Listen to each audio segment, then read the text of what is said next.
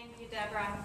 And because of really the intersection of rights, as you'll see, when we talk about housing, and we're going to hear later about the right to decent work, health and access to health care becomes a central piece of this.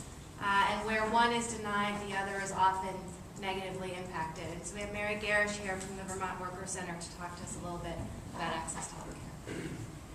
Good afternoon. I would like to thank everyone here and the U.S. Human Rights Network for the opportunity to be here from the very small state of Vermont and to tell you about the healthcare crisis as we experience it and other social and economic rights deprivations.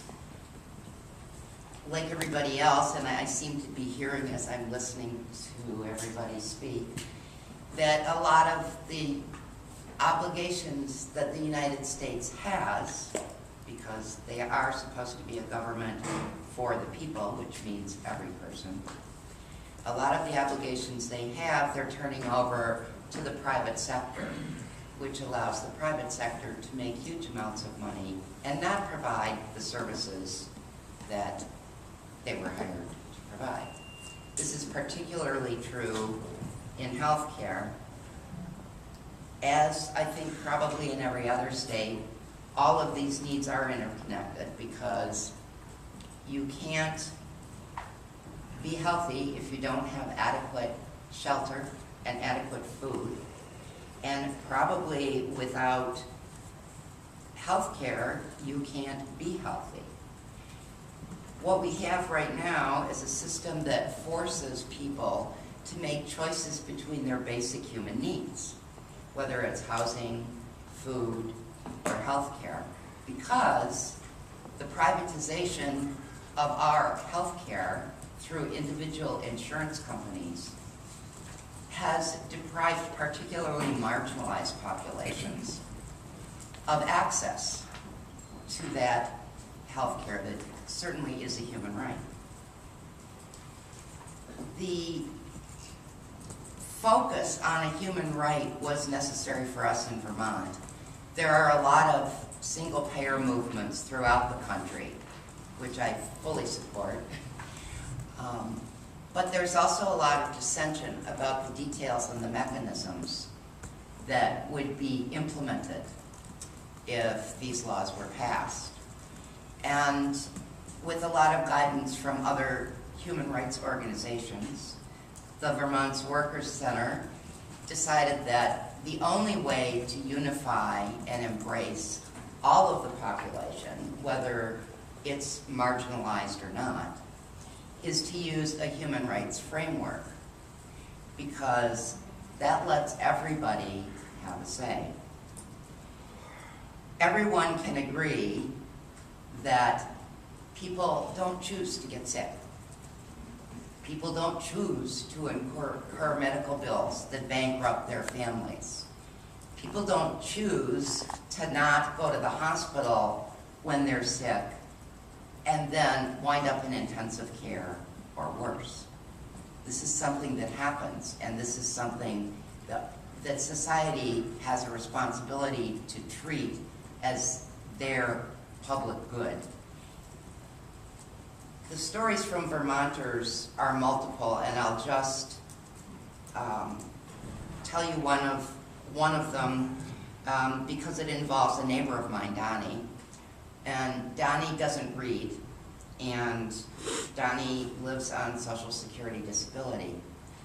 And Vermont, who had a healthcare system that was state-sponsored, that was, quote, one of the best in the nation, decided that that it was affordable, our healthcare system, and that Donnie, my neighbor, could afford to pay $55 a month to Blue Cross insurance through the state of Vermont in order to get his medical care. But what they didn't take into account was that out of the Social Security disability that Donnie gets, most of it goes to his rent. He might have $100 left over for food. All his food benefits, like everybody else's, are being cut. To make a long story short, Donnie had no health insurance. Luckily, we have a free clinic in Bennington. Donnie had not sought help for a tooth problem that he had, which got worse and worse and worse. He went to the free clinic, and by that time, he had inflammation of his heart tissue and had to be immediately transported to intensive care. Luckily, because of the free clinic, Donnie survived. Many people don't survive. So, in treating healthcare as a public good, we want our legislators to recognize that just like when you call 911, you get an ambulance, we don't want the ambulance drivers to say, "Where's your health insurance? Let me see if we take that one." When we call the police because we have some major disaster, we don't want them to say, "Wait, are your property taxes paid?" Therefore, it's all of these social and economic rights we feel have to be treated as human rights, and they have to be treated in such a way that they are universally applied. If you're human, you're in. You qualify. Nobody's out. And we don't want access to insurance. We want access to care. We don't want the insurance companies to profit while people who need help are afraid to go seek it because they don't have the money for the copay, or because they come from a marginalized group and are afraid of the stigma. Further, we want equity. We don't want someone who's earning $100,000 a year to decide what's affordable for someone living on Social Security disability in a different part of the state where the economy is totally different. We want equity in healthcare. Equity is more than just fairness. It doesn't mean what's fair is fair. It means each person gets what they need when they need it. And that isn't always the same. One person might need mental health treatment. One person might need addiction services. But it's equitable if they get what they need when they need it. And accountability is the other key factor that we've stressed in the Healthcare as a Human Right campaign. That the system that is put into place by our Vermont legislators must be accountable to the people it serves. They must have a mechanism to let the legislators know whether it's working and how it's not. And I realize that my time is up now, but I want to thank you very much for this opportunity. And I actually have a lot more I could say about healthcare, so please feel free to ask me. Thank you very much.